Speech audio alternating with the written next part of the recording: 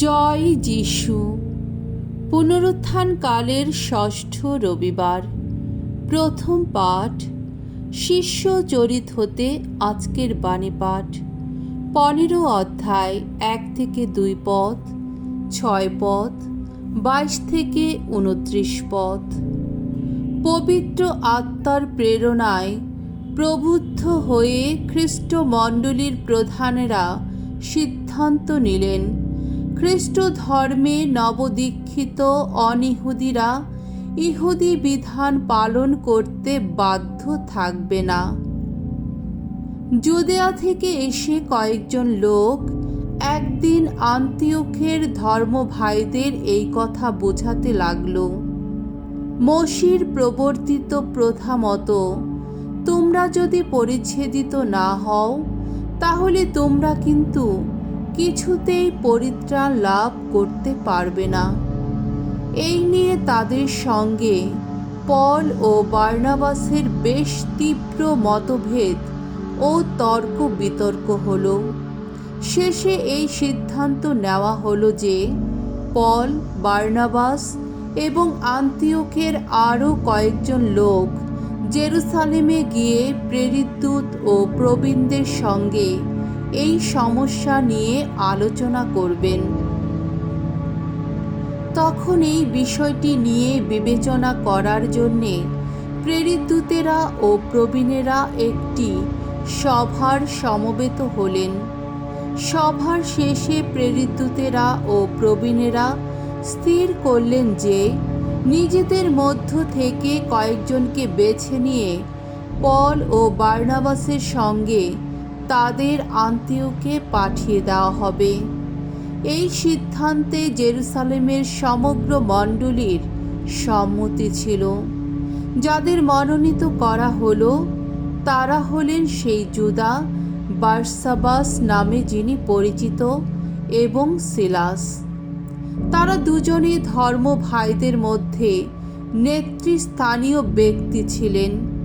তাদের হাত দিয়ে এই পত্র পাঠানো হলো, আন্তিওক, সিরিয়া ও সিলিসিয়ার অধিবাসী বিজাতীয় ধর্ম ভাইরা, আমরা আপনাদের ধর্ম ভাই প্রেরিত দূতেরা ও প্রবীণেরা প্রথমে আপনাদের প্রীতি নমস্কার জানাচ্ছি। আমরা খবর পেয়েছি যে আমাদের কাছ থেকে কোনো নির্দেশ না পেয়েও আমাদের কয়েকজন আপনাদের ওখানে গিয়ে নানা কথায় আপনাদের নাকি বিব্রত করে তুলেছে, আপনাদের মনে অশান্তির সৃষ্টি করেছে। সেই জন্যে আমরা সকলে একমত হয়ে স্থির করেছি যে আমাদের প্রভু যীশু খ্রিস্টের নাম প্রচারের জন্যে যারা নিজেদের জীবন পণ করেছেন, আমাদের সেই প্রিয়তম বার্নাবাস ও পলের সঙ্গে আমরা মনোনীত কয়েকজনকেও আপনাদের কাছে পাঠিয়ে দেব। তাই আমরা এখন আপনাদের কাছে জুদা ও সিলাসকে পাঠাচ্ছি। এখানে আমরা যা লিখছি এরা নিজেরা সেই একই কথা আপনাদের সকলকে মুখে জানাবেন। স্বয়ং পবিত্র আত্মা এবং আমরা নিজেরাও স্থির করেছি যে আপনাদের ওপর আর কোনো নিয়মের ভার যেন চাপানো না হয়, শুধু এই কয়েকটি অবশ্য পালনীয় নিয়ম ছাড়া। আপনারা দেব মূর্তির কাছে উৎসর্গ করা কোনো খাদ্য যেন গ্রহণ করবেন না, এবং কোনো রক্ত কিংবা গলা টিপে মারা কোনো পশুর মাংস যেন মুখে দেবেন না। তাছাড়া ব্যভিচার থেকে আপনারা দূরেই থাকবেন। এই সব কিছু সযত্নে এড়িয়ে চললে আপনারা ঠিক কাজই করবেন। আপনাদের মঙ্গল হোক। প্রভুর বাণী। ঈশ্বরকে ধন্যবাদ। সাম সঙ্গীত 67 অধ্যায় 1 থেকে 2 পদ, 4 থেকে 5 পদ এবং 7 পদ। ধো, ওগো ঈশ্বর, সকল জাতি করুক তোমার বন্দনা গান। হে ঈশ্বর, কৃপা করে আমাদের আশীষ ধন্য করো। ওগো, আমাদের প্রতি এবার প্রসন্ন হও তুমি। জগতের সকলে যেন তোমার আপন পথ চিনে নিতে পারে, সমস্ত জাতির মানুষেরা জানতে পারে যেন পরিত্রাণ শক্তি তোমার। আহা, উল্লাস করুক, হর্ষধ্বনি করুক সকল জাতির মানুষ। সকল দেশ তুমি তো শাসন করো ন্যায়েরই বিধানে। এই জগতে সকল জাতির ওগো তুমি যে দিশারি। হে ঈশ্বর, মানুষ তোমার যেন করে গুণগান দেশে দেশান্তরে। সবাই তোমার যেন করে গুণগান দেশে দেশান্তরে। আহা, ঈশ্বর আমাদের আশীষ ধন্য করুন। পৃথিবীর সুদূর প্রান্তেও সবাই যেন তার প্রতি দেখায় সম্ভ্রম। দ্বিতীয় পাঠ প্রত্যাদেশ গ্রন্থ হতে, 21 অধ্যায়, 10 থেকে 14 পদ, 22 থেকে 23 পদ। স্বর্গদূত যোহনকে দেখালেন স্বর্গ থেকে ঈশ্বরের কাছ থেকে নেমে আসছে সেই পুণ্য নগরী। আমি যোহন একদিন পবিত্র আত্মার প্রেরণায় আবিষ্ট হলাম এবং ওই স্বর্গদূত আমাকে তুলে নিয়ে গেলেন একটি বিরাট উঁচু পর্বতের ওপর। সেখান থেকে তিনি আমাকে দেখালেন স্বর্গ থেকে ঈশ্বরের কাছ থেকে নেমে আসছে সেই পুণ্য নগরী জেরুসালেম। তার চারপাশে বিভাসিত স্বয়ং ঈশ্বরের মহিমা। কি দীপ্তিময় সেই নগরী, যেন মহামূল্যে কোনো রত্নেরই মতো, যেন স্ফটিক স্বচ্ছ কোনো সূর্যকান্ত মণিরই মতো। নগরটি বেষ্টিত ছিল এক বিরাট সুউচ্চ প্রাচীরে। প্রাচীরের গায়ে রয়েছে 12টি তোরণদ্বার। দ্বারপাল রূপে রয়েছেন 12 জন স্বর্গদূত। দ্বারগুলির ওপর লেখা রয়েছে ইসরায়েলীয়দের 12টি গোষ্ঠীর নাম। পূব দিকে রয়েছে 3টি তোরণদ্বার, তেমনি উত্তর দিকেও 3টি, দক্ষিণ দিকেও 3টি, পশ্চিম দিকেও 3টি। নগরীর সেই প্রাচীরটি 12টি ভিত্তি প্রস্তরের ওপর গড়ে তোলা হয়েছে। এই প্রস্তরগুলির গায়ে দেখা যাচ্ছে মেষ শাবকের সেই 12 জন প্রেরিত দূতের 12টি নাম।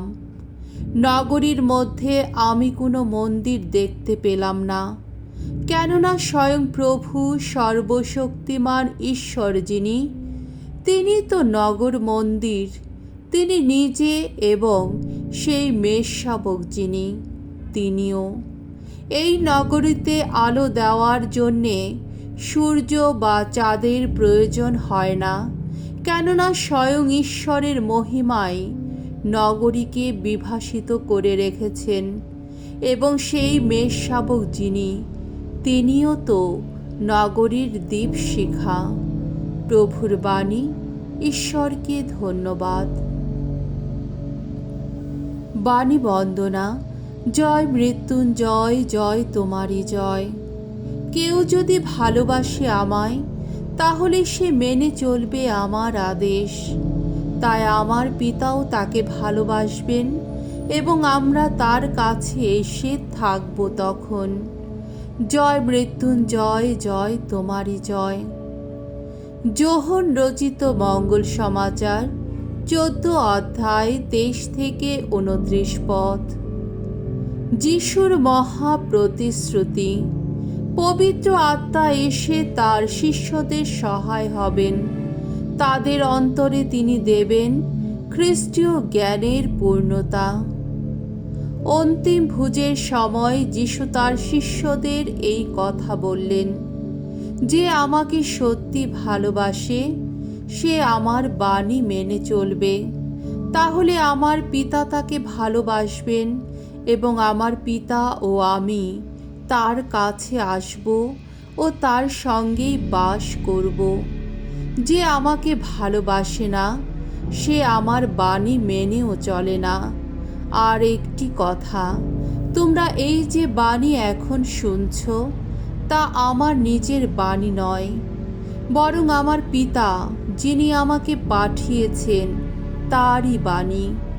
তোমাদের সঙ্গে থাকতে থাকতেই আমি তোমাদের এই সব কথা বললাম, কিন্তু সেই সহায়ক, সেই পবিত্র আত্মা, যাকে পিতা আমার নামে পাঠাবেন, তিনি তোমাদের সব কিছুই শিখিয়ে দেবেন এবং যা কিছু আমি তোমাদের বলে গেলাম তা তিনি তোমাদের মনে করিয়েও দেবেন।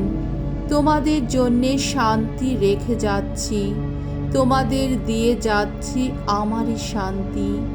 অবশ্য এই সংসার যেভাবে শান্তি দেয়, সেইভাবে আমি তোমাদের তা দিয়ে যাচ্ছি না। তোমাদের হৃদয় যেন বিচলিত না হয়, যেন শঙ্কিত না হয়। তোমরা শুনেছ আমি তোমাদের বলেছি, আমি এখন চলে যাচ্ছি, কিন্তু আবার তোমাদের কাছে ফিরে আসব। তোমরা যদি আমাকে ভালোবাসতে, তাহলে আমি যে পিতার কাছে চলে যাচ্ছি এই কথা শুনে তোমরা আনন্দই পেতে, কারণ পিতা আমার চেয়ে মহান। আমি এখনই তা ঘটাবার আগেই কথাটা তোমাদের বলে রাখলাম, যাতে তা যখন ঘটবে তখন তোমাদের অন্তরে বিশ্বাস যেন জেগেই ওঠে। প্রভুর মঙ্গলময় বাণী। খ্রিস্ট প্রভু তোমার প্রশংসা হোক।